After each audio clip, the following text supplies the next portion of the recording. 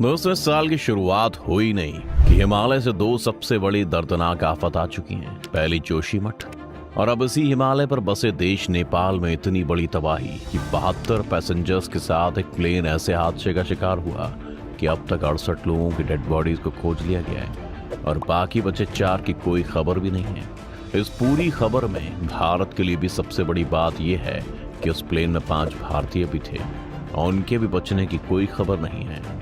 उसके साथ ही इस प्लेन में 14 फॉरेनर्स भी सवार थे। ये घटना नेपाल के पोखरा इलाके में हुई, जिसके बाद से ही नेपाल की सेना, आर्म पुलिस और नेपाल पुलिस के साथ ही लोकल सिटीजन्स रेस्क्यू ऑपरेशन में जुट गए हैं, जिसमें अब तक किसी को जिंदा नहीं बचाया जा सका है, जिसने इस मुद्दे को इंटरनेशनल खबर बना दिया है। जिसके बाद से ही पूरी नेपाल गवर्नमेंट और वहां के पीएम ने खुद इस मामले में दखल देते हुए हाई लेवल मीटिंग्स करनी शुरू कर दी हैं।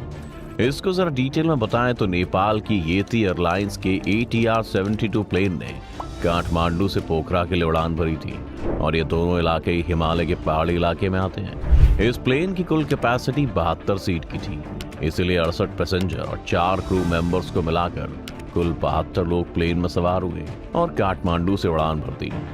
सब कुछ सही रहा और लगभग यात्रा भी पूरी हो चुकी थी।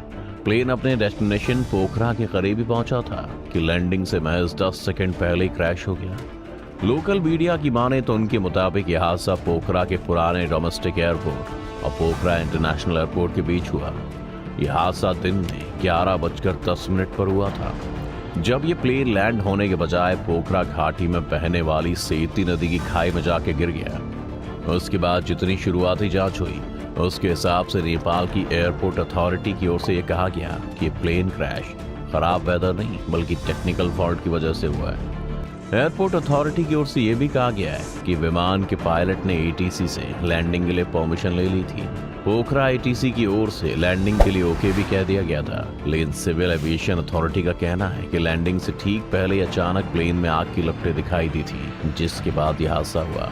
इसीलिए फिलहाल मौसम की खराबी के कारण यह दुर्घटना हुई, ये बात नहीं कही जा सकती। अब असल में इस घटना की असली वजह क्या थी, ये तो तभी पता चल पाएगा दोस्तों जब इस प्लेन का ब्लैक बॉक्स बरामद होगा। ये ब्लैक बॉक्स क्या होता है आगे हम आपको इस वीडियो में बताएंगे, लेकिन इस हादसे में एक ऐसा कोइंसिडेंस भी जुड़ गया कि उसे सुनकर आपको हैरानी होगी। और वो जो इंसिडेंस है वो प्लेन की को पायलट अंजू खतीवाड़ से जुड़ा हुआ है। मीडिया रिपोर्ट्स की माने तो इस प्लेन को कमल केसी के साथ अंजू उड़ा रही थी। बतौर को पायलट ये अंजू खतीवाड़ की आखिरी उड़ान थी। इसके बाद वो कैप्टन बनने वाली थी, यानी कि इसी उड़ान की कंप्लीट होने के साथ ही उनका प्रमोशन तय था। उनके साथ उनके सीनियर पायलट और ट्रेनर कमल केसी थे, जो इससे पहले कई पायलटों को ट्रेनिंग दे चुके थे। कैप्टन कमल केसी को 35 साल का एक्सपीरियंस था, इसीलिए 15 जनवरी को पोखरा के लिए उड़ान भरते टाइम कैप्टन कमल केसी ने मेन पायलट की सीट पर अपनी को पायलट अंजू को बैठाया था और इस प्लेन की सक्सेसफुल लैंडिंग के बाद अंजू को चीफ पायलट का लाइसेंस मिल जाता, लेकिन अफसोस कि ऐसा नहीं हो पाया। पायलट बनने के लिए कम से कम 100 घंटे का फ्लाइंग एक्सपीरियंस की जरूरत होती है। को पायलट अंजू इससे पहले नेपाल के लगभग सभी एयरपोर्ट पर सफल लैंडिंग करा चुकी थी, लेकिन 15 जनवरी को पोखरा इंटरनेशनल एयरपोर्ट पर लैंडिंग से ठीक पहले प्लेन क्रैश हो गया। लेकिन इसमें जो कोइंसिडेंस है वो ये है कि ऐसे ही एक हादसे में अंजू के पति की भी मौत हो चुकी थी। आपको बताएं कि को पायलट अंजू के हस्बैंड दीपक पोखरेल भी इसी येटी एयरलाइन के ही को पायलट थे और करीब 16 साल पहले 21 जून 2006 को येटी एयरलाइंस का प्लेन 9NAEQ नेपाल में क्रैश हो गया था, जिसमें 6 पैसेंजर्स और 4 क्रू मेंबर्स की मौत हो गई थी, जिसमें अंजू के पति भी थे। खैर वापस से मुद्दे पर आए तो इस हादसे के बाद से ही नेपाल में जहाज़ों की उड़ानों के खतरे पर एक बार फिर से सवाल उठने शुरू हो गए, क्योंकि आपको जानकर हैरानी होगी कि पिछले 30 साल में नेपाल में अब तक 28 प्लेन्स क्रैश कर चुके हैं, जिसके बाद एक्सपर्ट्स का कहना है कि rugged mountain region, bad weather, पुराने विमान और इनएक्सपीरियंस्ड पायलट्स ने नेपाल को फ्लाइट्स के लिए सबसे खतरनाक देश बना दिया है, जिसमें नेपाल सरकार का खुद भी यही मानना है कि यहाँ के पहाड़ नेपाल के पायलटों के लिए अभिशाप बन गए।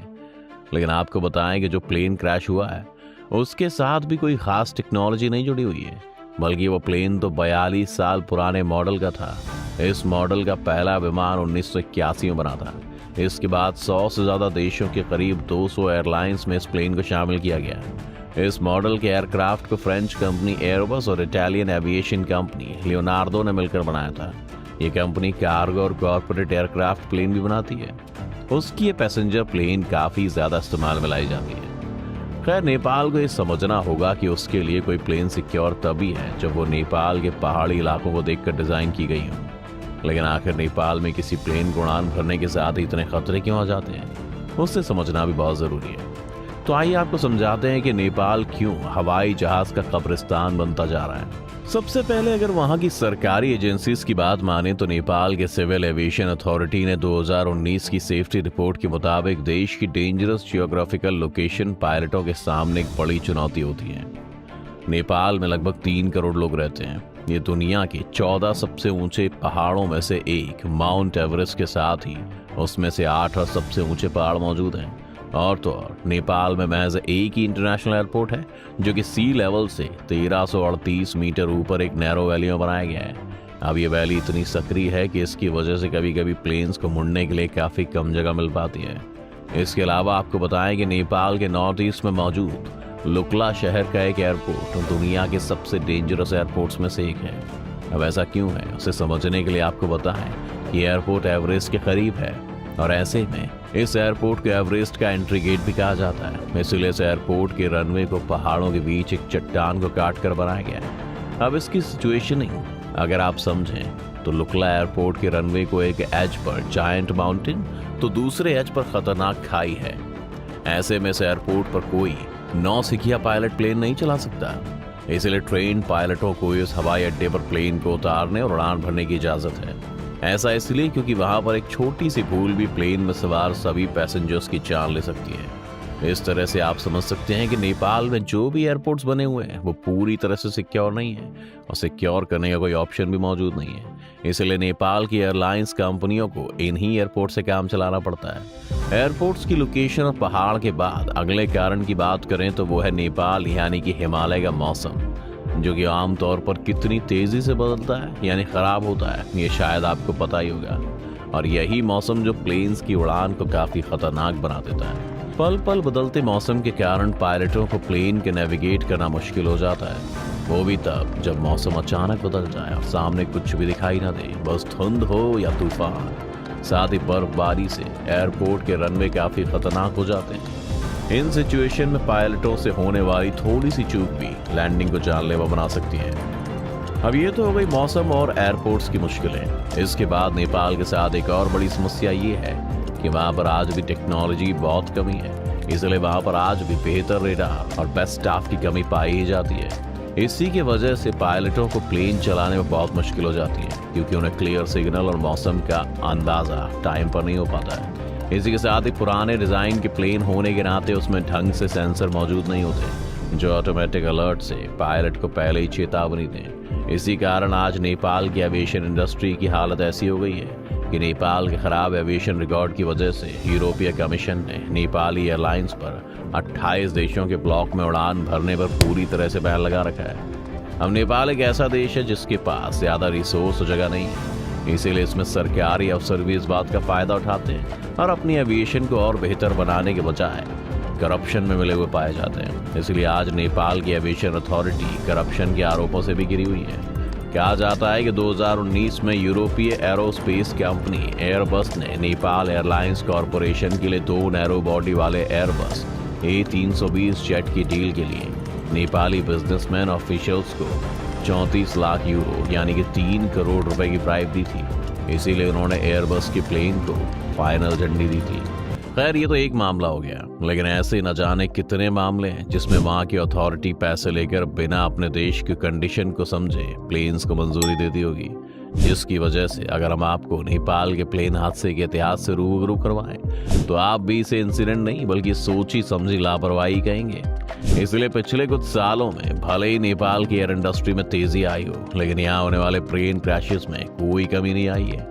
खराब ट्रेनिंग और रखरखाव की वजह से नेपाल में ज्यादातर हादसे होते ही रहे हैं। जैसे बात करें 2019 की तो उसमें एयर डायनेस्टी कंपनी का हेलीकॉप्टर एक पहाड़ी से टकरा गया था। काठमांडू जा रहा हेलीकॉप्टर रास्ता भटकने के बाद क्रैश हो गया था।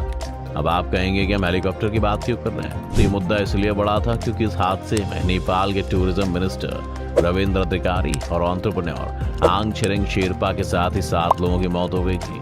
इसके बाद अगर 1 साल पीछे जाएं तो 12 मार्च 2018 को यूएस बांग्ला एयरलाइंस का एक 76 सीटर प्लेन का वो हादसा शायद कोई नहीं भूल सकता है, जिसमें त्रिभुवन इंटरनेशनल एयरपोर्ट पर प्लेन उतरते समय क्रैश हो गया था, जिसमें 51 लोगों की मौत हो गई थी। और यह हादसा बिल्कुल अभी के हादसे की तरह ही था, जो लैंडिंग से पहले ही दुर्घटना का शिकार हो गया। फरवरी 2016 में एक ऐसी रहस्यमयी दुर्घटना इसी पोखरा एयरपोर्ट के पास हुई थी, जब वहां से जोमसन के लिए एक प्लेन ने उड़ान भरने के लिए 8 मिनट के बाद ही रडार से लापता हो गया था वो। जिसके बाद जब सर्च ऑपरेशन हुआ तो प्लेन के मलबे के साथ, जिसमें 23 की डेड बॉडी मिली, उसके थोड़े पहले चले तो सितंबर 2012 में सीता एयर फ्लाइट 601 के क्रैश होने के बाद 19 लोगों की मौत हो गई थी। ये डोमेस्टिक एयरक्राफ्ट इमरजेंसी लैंडिंग करते समय काठमांडू में हादसे का शिकार हो गया था। और तो और 2012 में इसी एयरपोर्ट पर एक और विमान का हादसा हुआ था, जिसमें 15 लोगों की मौत हो गई थी। लेकिन नेपाल के इतिहास में सबसे बड़ा प्लेन क्रैश आज से 30 साल पहले यानी 1992 में हुआ था। दरअसल जुलाई 1992 में पाकिस्तान इंटरनेशनल एयरलाइंस का एक प्लेन काठमांडू इंटरनेशनल एयरपोर्ट पर इतना भयानक क्रैश हुआ कि इसमें सवार सभी 167 पैसेंजर्स की मौत हो गई थी। अब आप इन सभी हादसों से समझ सकते हैं कि नेपाल में लैंडिंग से लेकर पहाड़ी से टकराने तक और रडार से गायब होने से लेकर पायलट्स की लापरवाही तक हर तरह के हादसे समय समय पर होते रहते हैं। इसलिए आज इस देश की एयरलाइंस पर भरोसा करना और वहां पर हवाई यात्रा करना इतना खतरनाक हो गया है कि अब कोई भी दोबारा नेपाली एयरलाइंस में यात्रा करने से पहले 100 बार सोचेगा, क्योंकि इंटरनेशनल लेवल पर इस तरह की लापरवाही से किसी देश के ऊपर कैसे बैन लग सकते हैं, ये नेपाल को समझना चाहिए। खैर, अभी तो समझने की बात ये है कि जब 15 जनवरी के इस हादसे से पहले पायलट को 2 बार लैंडिंग की परमिशन मिल गई थी, तो आखिर यह हादसा हुआ कैसे, जो पूरी तरह से तभी पता किया जा सकेगा जब इस प्लेन का ब्लैक बॉक्स ढूंढा जाएगा। अब ये ब्लैक बॉक्स क्या होता है और कैसे ये प्लेन क्रैश की पूरी कहानी बताएगा, आइए इसे भी समझते हैं। सबसे पहले तो आप ये समझ लीजिए कि बस इसका नाम ही ब्लैक बॉक्स है। असल में ब्लैक बॉक्स का रंग ब्लैक या काला नहीं बल्कि ऑरेंज रंग का होता है। आपको बता दें कि बॉक्स स्टील या टाइटेनियम से बनी इलेक्ट्रॉनिक रिकॉर्डिंग डिवाइस है, जो किसी भी प्लेन के क्रैश होने पर इन्वेस्टिगेटर्स को उसकी वजह जानने में मदद करती है। ऐसा कैसे? तो दोस्तों, दरअसल ब्लैक बॉक्स को फ्लाइट रिकॉर्डर भी कहते हैं। ये 2 तरह के होते हैं, जिनमें से एक होता है जो कि फ्लाइट का डेटा रिकॉर्ड करता है, जिसे FDR कहते हैं। FDR हवा की ऊंचाई, स्पीड, ऊपर जाने की स्पीड और फ्यूल फ्लो जैसी करीब 80 एक्टिविटीज को प्रति सेकंड रिकॉर्ड करता है और इसमें 25 घंटे का रिकॉर्डिंग स्टोरेज रहता है। और दूसरा होता है जो कि कॉकपिट की वॉइस रिकॉर्ड करता है, यानी कि हादसे से पहले पायलट अपनी सीट पर बैठा हुआ क्या बोल रहा है और उसे कंट्रोल रूम से क्या सिग्नल मिल रहा है, वो सब इसमें रिकॉर्ड होता है। साथ ही स्विच और इंजन की आवाज भी इसमें रिकॉर्ड होती है। इन्हीं दोनों रिकॉर्डिंग डिवाइस को मिलाकर एक शू बॉक्स के जैसा दिखने वाला एक डब्बा होता है। यानी अगर आप समझें तो इस बक्से में हर वो जानकारी जमा हो जाती है जिसके बाद में इन्वेस्टिगेट करके असली वजह की पहचान की जा सकती है। आमतौर पर ब्लैक बॉक्स से निकलने वाले डेटा को 10 से 15 दिन में एनालाइज किया जाता है। इस बीच हादसे से ठीक पहले एयर ट्रैफिक कंट्रोलर से पायलटों की बातचीत को एनालाइज किया जाता है। इसमें इन्वेस्टिगेटिंग ऑफिसर्स को ये समझने में मदद मिलती है कि क्या पायलटों को पता है कि प्लेन एक्सीडेंट्स की ओर बढ़ रहा है। इसके अलावा ऑफिसर्स एयरपोर्ट पर अलग अलग डेटा रिकॉर्डर को भी देखते हैं। ये रनवे पर टच डाउन के पॉइंट और उस समय प्लेन की स्पीड बताते हैं। खैर, अगर वापस से ब्लैक बॉक्स पर आए तो सवाल ये उठता है कि आखिर जब प्लेन क्रैश में कुछ भी नहीं बचता तो ये बॉक्स कैसे बच जाता है। तो ये काफी दिलचस्प है क्योंकि बॉक्स काफी मजबूत होता है। इसका अपर शेल मोटे स्टील, टाइटेनियम और हाई टेम्परेचर इंसुलेशन से बना होता है। ये इतना मजबूत होता है कि बड़ी सी बड़ी टक्कर में भी ये जमीन, आसमान और समुद्र की गहराइयों तक में सुरक्षित बचा रह सकता है। ये हंड्रेड्स ऑफ डिग्रीज टेम्परेचर झेल सकता है। इसके अलावा खारे पानी में भी सालों तक बिना गले सड़े अपनी जगह पर बना रह सकता है। यहाँ तक कि जब इसे ढूंढने की कोशिश की जाती है तो बॉक्स के भीतर के इक्विपमेंट समुद्र में सैकड़ों फीट गहराई से भी सिग्नल भेज सकते हैं। ये कहा जाता है कि ये पानी में 1 महीने तक सिग्नल भेज सकता है, यानी एक्सीडेंट के 1 महीने तक की टाइम पीरियड में इसे आसानी से ढूंढ निकाला जा सकता है। लेकिन सबसे दिलचस्प है इसकी बैटरी, जो कि बीकन बैटरी से बनी है, जो 5 साल तक चार्ज करने की जैसे जरूरत नहीं पड़ती है। खैर, अभी इस ब्लैक बॉक्स को आने वाले समय में उतना कन्वीनियंट नहीं माना जा रहा है क्योंकि इसे ढूंढने में काफी समय लग जाता है। इसीलिए इसके ऑल्टरनेट ऑप्शन की तलाश की जा रही है। कोशिश ये भी है कि ब्लैक बॉक्स की जगह सभी रिकॉर्डिंग रियल टाइम में सीधे ग्राउंड स्टेशन पर होती रहे। एयर टू ग्राउंड सिस्टम की मदद से समय रहते एक्सीडेंट भी टाला जा सकता है। खैर अभी इसके ऑल्टरनेट आने और 15 जनवरी वाले प्लेन और ब्लैक बॉक्स मिलने में समय लगने वाला है। इसलिए आज जब हम नेपाल के पुराने ट्रैक रिकॉर्ड और वहाँ के खराब एविएशन सिस्टम की बात बता रहे हैं तो बात डराने वाली लग रही है, क्योंकि ऐसे देश में प्लेन चलाना ही अपने आप में मौत को गले लगाने जैसा है। ऐसे में बेहतर प्लेन और टेक्नोलॉजी की कमी के कारण कोई भी बेहतर पायलट नेपाल की जगह किसी दूसरे देश में प्लेन उड़ाना ज्यादा बेहतर समझता है। क्योंकि इस हादसे में भारत के लोग भी शामिल थे, इसलिए भारत की सरकार को भी नेपाल की एविएशन अथॉरिटी के साथ बातचीत करनी चाहिए, क्योंकि भारत के लोगों का नेपाल आना जाना जिस तरह से लगा रहता है, ऐसे में भविष्य में देश के लोगों के साथ ऐसी घटनाएं होती रही तो उसकी जिम्मेदारी हमारी सरकार की होगी। आपकी इस मामले में क्या राय है दोस्तों? क्या बड़े बड़े देशों को एक साथ आकर नेपाल की एविएशन अथॉरिटी को थोड़ा और बेहतर बनाने की जरूरत है या नहीं? आप अपनी राय में कमेंट करके बता सकते हैं और साथ ही इस वीडियो को लाइक और शेयर करना ना भूलें और चैनल को सब्सक्राइब भी कर लें।